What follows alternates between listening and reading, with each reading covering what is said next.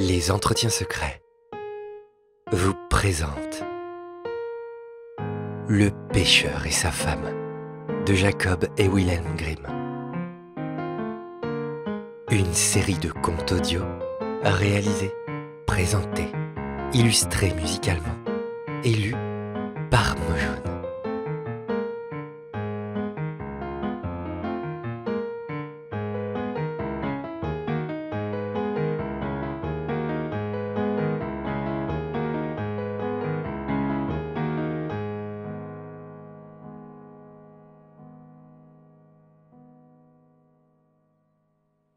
Il était une fois un pêcheur et sa femme qui habitaient ensemble une cahute au bord de la mer.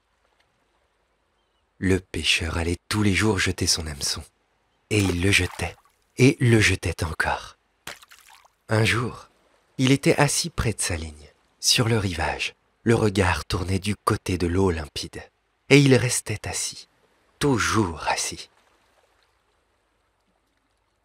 Tout à coup, il vit l'hameçon plonger et descendre profondément.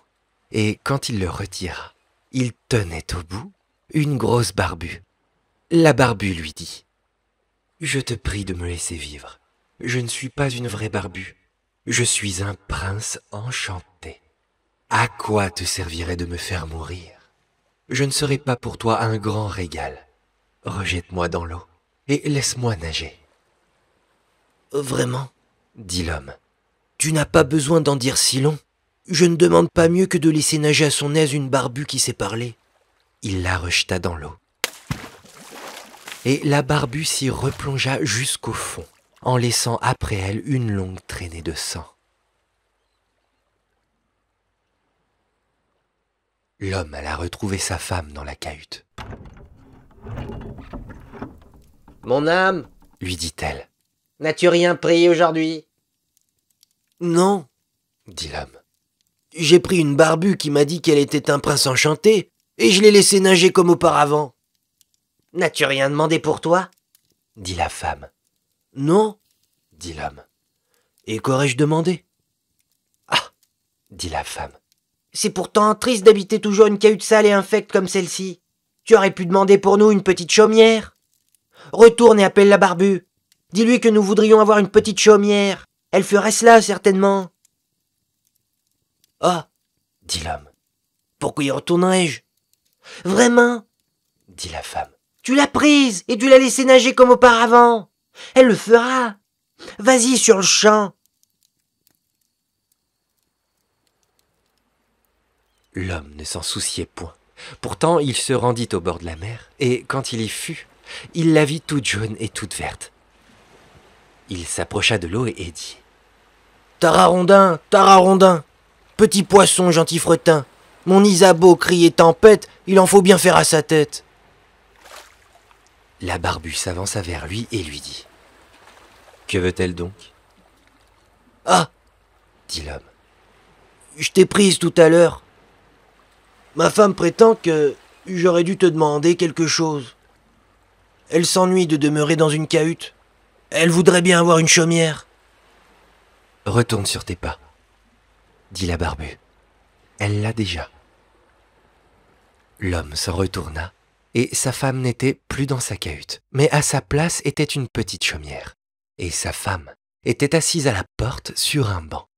Elle le prit par la main et lui dit « Entre donc et regarde. Cela vaut pourtant bien mieux. »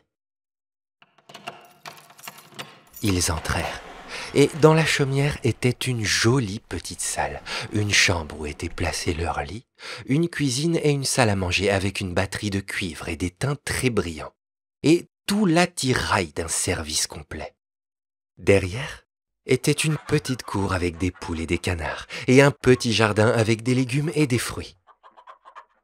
« Vois, dit la femme. N'est-ce pas joli? »« Oui, dit l'homme. Restons comme cela.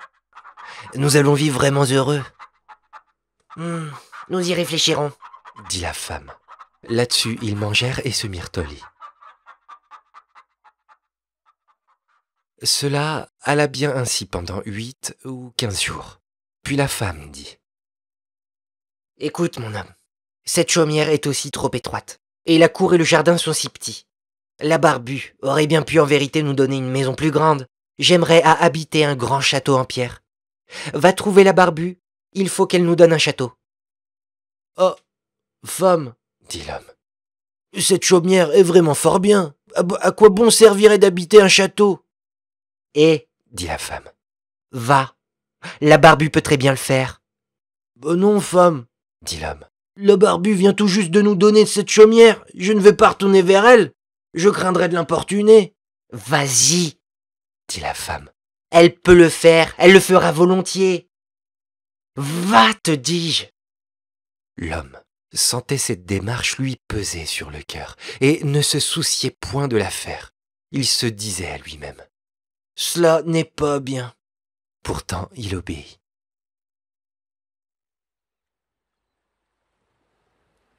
Quand il arriva près de la mer, l'eau était violette et d'un bleu sombre, grisâtre et prête à se soulever. Elle n'était plus verte et jaune comme auparavant. Pourtant, elle n'était point agitée.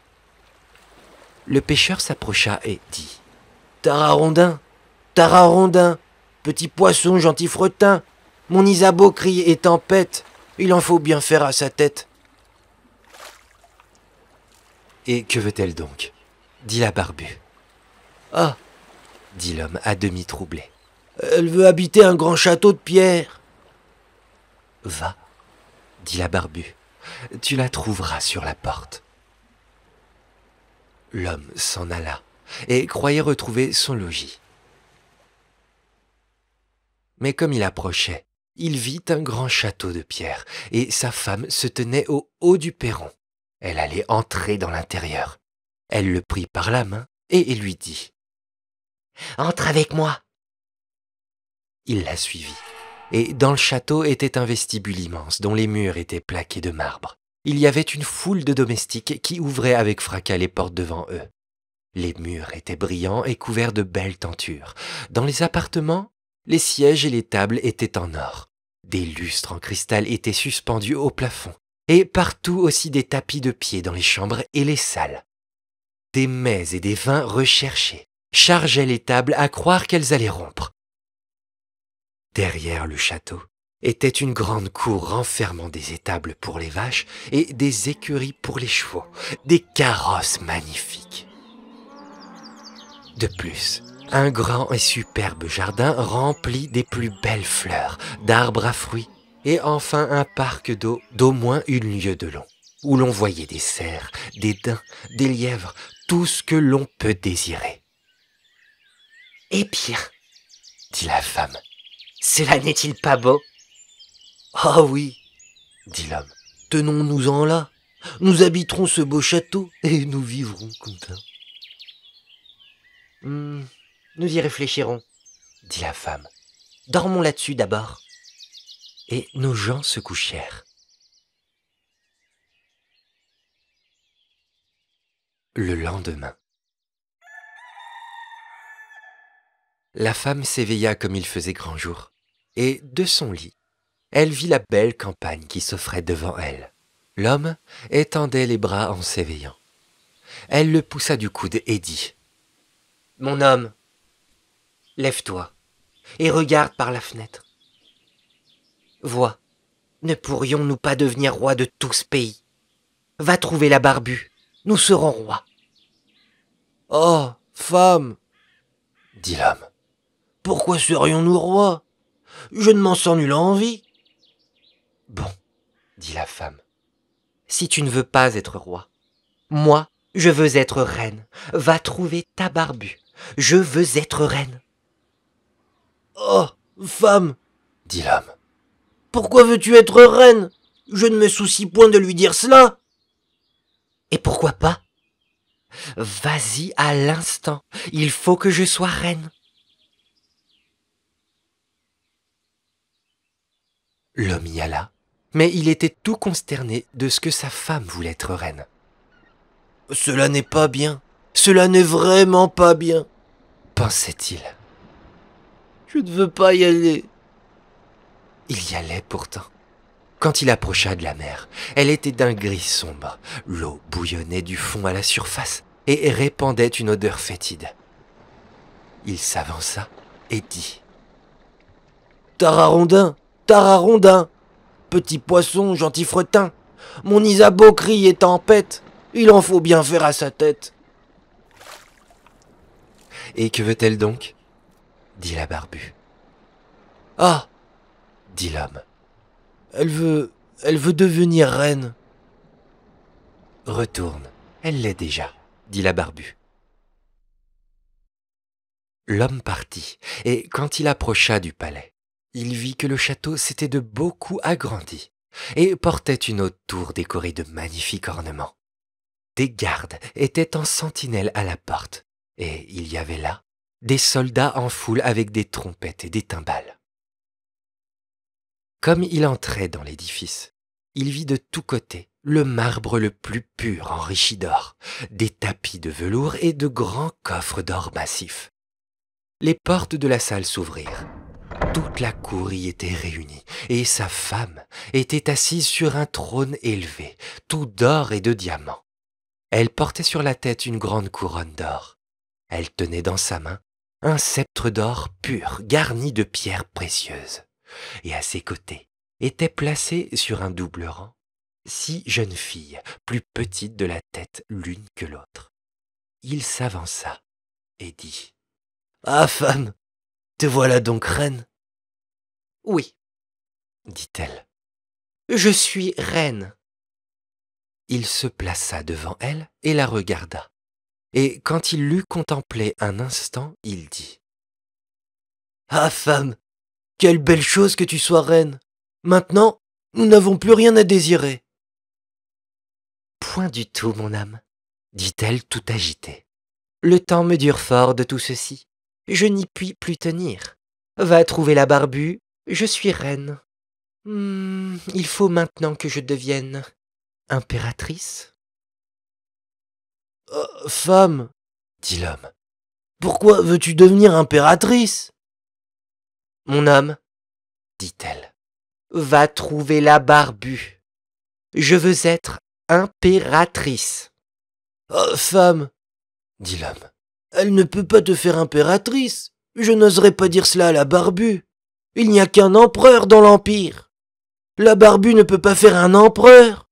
Elle ne le peut vraiment pas. Je suis reine, dit la femme, et tu es mon mari. Veux-tu bien y aller à l'instant même? Va. Si elle a pu nous faire roi, elle peut nous faire empereur.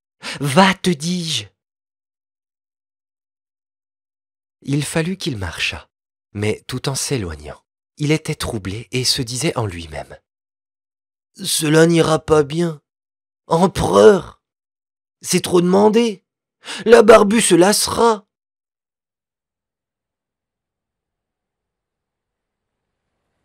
Tout en songeant ainsi, il vit que l'eau était noire et bouillonnante. L'écume montait à la mer et le vent la soulevait en soufflant avec violence. Il se sentit frissonner. Il s'approcha et dit: Oh, Tararondin, Tararondin, petit poisson gentil fretin, mon Isabeau crie et tempête. Il en faut bien faire à sa tête. Et que veut-elle donc? Dit la Barbue. Ah, Barbue, Dit-il. ma femme veut devenir impératrice. Retourne, dit la Barbue. Elle l'est maintenant.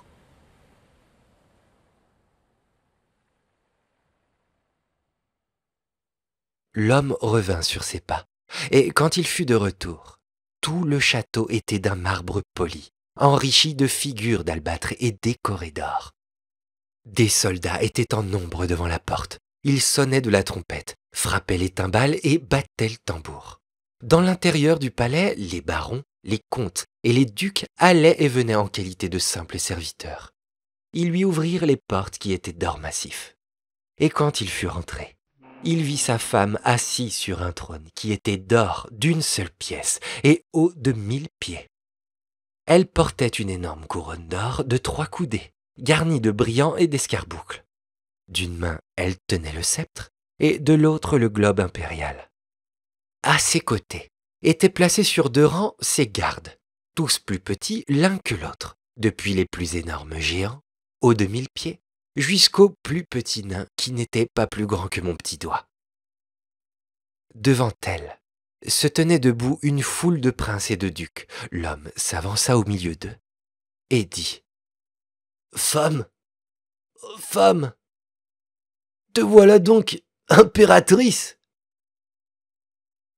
« Oui, dit-elle, je suis impératrice. » Alors il se plaça devant elle et la contempla. Puis quand il l'eut considérée un instant, « Oh, femme, dit-il, quelle belle chose de te voir impératrice. »« Mon homme, dit-elle, que fais-tu là planté? Je suis impératrice. Je veux maintenant être pape. Va trouver la Barbue. »« Ah, femme, dit l'homme, que demandes-tu là? Tu ne peux pas devenir pape. Il n'y a qu'un seul pape dans la chrétienté. La Barbue ne peut pas faire cela pour toi. »« Mon homme, dit-elle, je veux devenir pape. Va vite. Il faut que je sois pape aujourd'hui même. »« Mais non, femme, dit l'homme. Je ne puis pas dire cela. Cela ne peut être ainsi. C'est trop. La Barbue ne peut pas te faire pape. »« Que de paroles, mon homme, dit la femme. Elle a pu me faire impératrice. Elle peut aussi bien me faire pape. Marche. Je suis impératrice, et tu es mon homme. Vite, mets-toi en chemin. » Il eut peur et partit, mais le cœur lui manquait. Il tremblait, avait le frisson, et ses jambes et ses genoux flageolaient sous lui. Le vent soufflait dans la campagne, les nuages couraient, et l'horizon était sombre vers le couchant. Les feuilles s'agitaient avec bruit sur les arbres. L'eau se soulevait et grondait comme si elle eût bouillonné. Elle se brisait à grand bruit sur le rivage, et il voyait de loin les navires qui tiraient le canon d'alarme et dansaient et bondissaient sur les vagues. Le ciel était bleu, encore à peine sur un point de son étendue. Mais tout alentour, des nuages d'un rouge menaçant annonçaient une terrible tempête. Il s'approcha tout épouvanté et dit « Tararonda, Tararonda, petit poisson gentil fretin, mon Isabeau crie et tempête, il en faut bien faire à sa tête. » « Et que veut-elle donc ?» dit la Barbue. « Ah !» dit l'homme. « Elle veut devenir pape. »« Retourne, » dit la Barbue. « Elle l'est à cette heure. »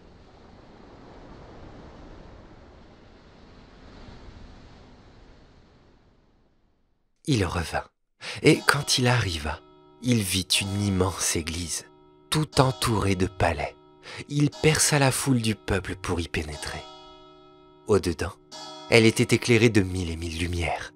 Sa femme était revêtue d'or, de la tête aux pieds. Elle était assise sur un trône beaucoup plus élevé que l'autre, et portait 3 énormes couronnes d'or. Elle était environnée d'une foule de prêtres. À ses côtés étaient placées 2 rangées de cierges, dont le plus grand était épais et haut comme la plus haute tour, et le plus petit pareil au plus petit flambeau de cuisine. Tous les empereurs et les rois étaient agenouillés devant elle et baisaient sa mule. « Femme, dit l'homme en la contemplant, il est donc vrai que te voilà pape ? » « Oui, dit-elle, je suis pape. » Alors il se plaça devant elle et se mit à la considérer, et il lui semblait qu'il regardait le soleil. Quand il l'eut ainsi contemplé un moment, « Oh, femme, dit-il, quelle belle chose de te voir pape. » Mais elle demeurait roide comme une souche et ne bougeait. Il lui dit, « Femme, tu seras contente maintenant? Te voilà pape. Tu ne peux pas désirer d'être quelque chose de plus. »« J'y réfléchirai, dit la femme. Là-dessus, ils allèrent se coucher. Mais elle n'était pas contente. L'ambition l'empêchait de dormir, et elle pensait toujours à ce qu'elle voudrait devenir. L'homme dormit très bien, et profondément. Il avait beaucoup marché tout le jour, mais la femme ne put s'assoupir un instant. Elle se tourna d'un côté sur l'autre pendant toute la nuit, pensant toujours à ce qu'elle pourrait devenir et ne trouvant plus rien à imaginer. Cependant, le soleil se levait, et quand elle aperçut l'aurore, elle se dressa sur son séant et regarda du côté de la lumière. Lorsqu'elle vit les rayons du soleil entrer par la fenêtre, « Ah !» pensa-t-elle. « Ne puis-je aussi commander de se lever au soleil et à la lune ?»« Mon homme, dit-elle en le poussant du coude, réveille-toi, va trouver la barbue. Je veux devenir pareil au bon Dieu. » L'homme était encore tout endormi, mais il fut tellement effrayé qu'il tomba de son lit. Il pensait qu'il avait mal entendu. Il se frotta les yeux et dit « Oh, femme, que dis-tu ?»« Mon âme, dit-elle, si je ne peux pas ordonner au soleil et à la lune de se lever, et s'il faut que je les voie se lever sans mon commandement, je n'y pourrai tenir, et je n'aurai pas une heure de bon temps. Je songerai toujours que je ne puis les faire lever moi-même. » Et en disant cela, elle le regarda d'un air si effrayant qu'il sentit un frisson lui courir par tout le corps. « Marche à l'instant, je veux devenir pareil au bon Dieu. »« Oh, femme, dit l'homme en se jetant à ses genoux. La barbue ne peut pas faire cela. Elle peut bien te faire impératrice et pape. Je t'en prie, rentre en toi-même et contente-toi d'être pape. Elle se mit en fureur. Ses cheveux volèrent en désordre tout autour de sa tête. Elle déchira son corsage et donna à son mari un coup de pied en criant « Je n'y tiens plus, je n'y puis plus tenir. Veux-tu marcher à l'instant même ?» Alors il s'habilla rapidement et se mit à courir comme un insensé. Mais la tempête était déchaînée et grandait si furieuse qu'à peine il pouvait se tenir sur ses pieds. Les maisons et les arbres étaient ébranlés, les éclats de rochers roulaient dans la mer, et le ciel était noir comme de la poix. Ils tonnaient, ils éclairaient, et la mer soulevait des vagues noires aussi hautes que des clochers et des montagnes, et à leur sommet, elle portait toute une couronne blanche d'écume. Il se mit à crier. À peine lui-même pouvait-il entendre ses propres paroles. « Tararonda, Tararonda, petit poisson gentil fretin, mon Isabeau crie et tempête, il en faut bien faire à sa tête. » « Et que veut-elle donc ?» dit la barbue. « Oh !» dit-il. « Elle veut devenir pareille au bon Dieu !»« Retourne, tu la trouveras logée dans la cahute. » Et ils y logent encore aujourd'hui à l'heure qu'il est.